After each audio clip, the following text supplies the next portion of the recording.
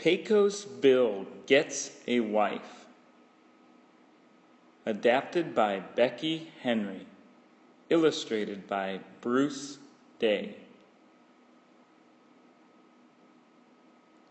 Pecos Bill, that rootin'-tootin' cowboy, he figured he had just about everything. Why, he had Scat the cougar, and he had Rat the python, and of course, he had Widowmaker, the biggest, brawniest horse in the West, a horse that only Pecos Bill could ride. So the cowboy was mighty content, figuring there was nothing else in the whole wide world he could ever want.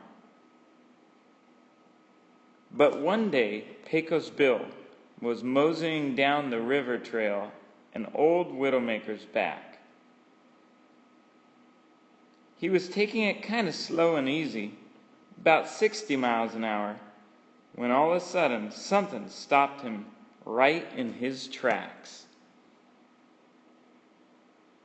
It was a sight the likes of what Pecos Bill had never seen before in all his days. Speeding down the middle of the river on the back of a giant catfish was a cowgirl. What a cowgirl! Her hair was as red as the evening sun, all tied up in 2 braids, looking like 2 carrots sticking out of her head. Her hat flapped on the ends of its strings. "Yippee! Yahoo!" she yelled. Her 2 long, bony arms wrapped around the catfish's body. "Yahee! Yip, yip, yahoo!" No doubt about it, it was love at first sight. Pecos Bill felt his heart do a double flip and the sweat stand out on his brow. He had to meet this cowgirl.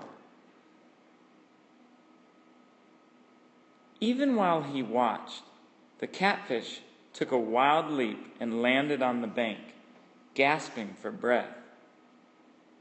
The red-headed cowgirl hopped off, and with one quick toss, she flipped the catfish back into the water. Then she turned to face Pecos Bill. "Howdy, cowboy!" She grinned, wide enough to show off all 6 of her teeth, shining white and pearly. The freckles on her face stood out bold and orange. Pecos Bill's heart jumped into his throat, and he couldn't speak for gazing at her beauty. So she kept right on talking. "My name's Slue-Foot Sue. I come down the river to find me new critters to ride. I done rode everything this country has to offer. I've rode grizzly bars and mountain lions and wild horses, and now I've rode a catfish too." She grinned again and poured the water out of her boot. "What have you rode, cowboy?" All Pecos Bill could do was smile. There was a whirlwind courtship, and Slue-Foot Sue decided she loved this cowboy as much as he loved her. But as crazy as Bill was about Sue, there was one thing he wouldn't let her do. "Sue," he told her, "I've got to warn you. Everything I have is yours, including Widowmaker. But he's a fiery horse. He won't let anyone ride him but me. If you try, I might never see you again." Well, those were the very words Sue needed to hear to make her want to ride Widowmaker more than anything else in the world. Sue didn't mention it again, but that's not to say it left her mind. She could think of hardly anything else. Their wedding day came, and my, didn't Sue look pretty. She wore a white veil and a long white dress with a bustle the size of a bushel basket. Bustles were quite the style back then, you know, and Sue's was made from brand new bedspring and the fanciest chicken wire around.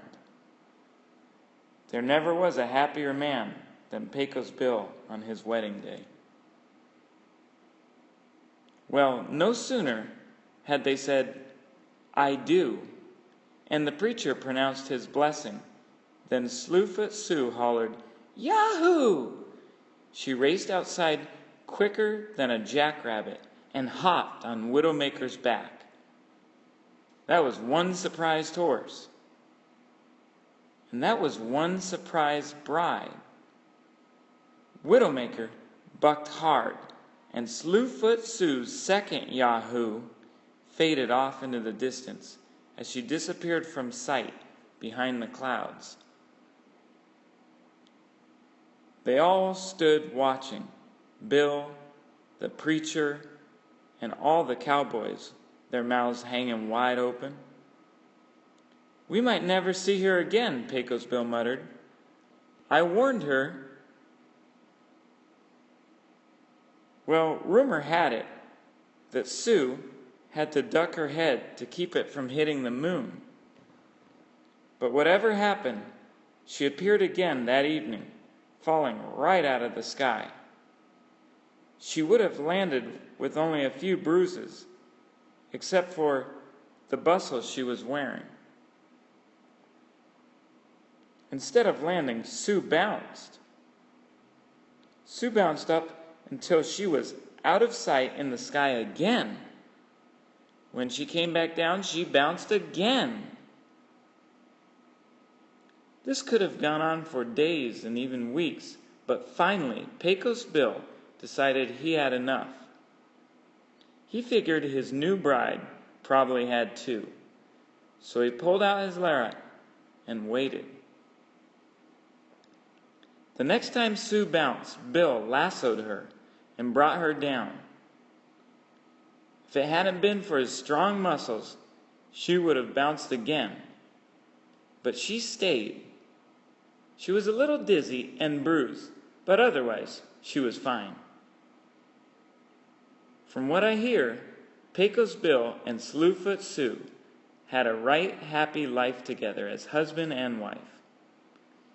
And one thing that made it happy was that never again did Slue-Foot Sue ask to ride Widowmaker. She was cured of that forever.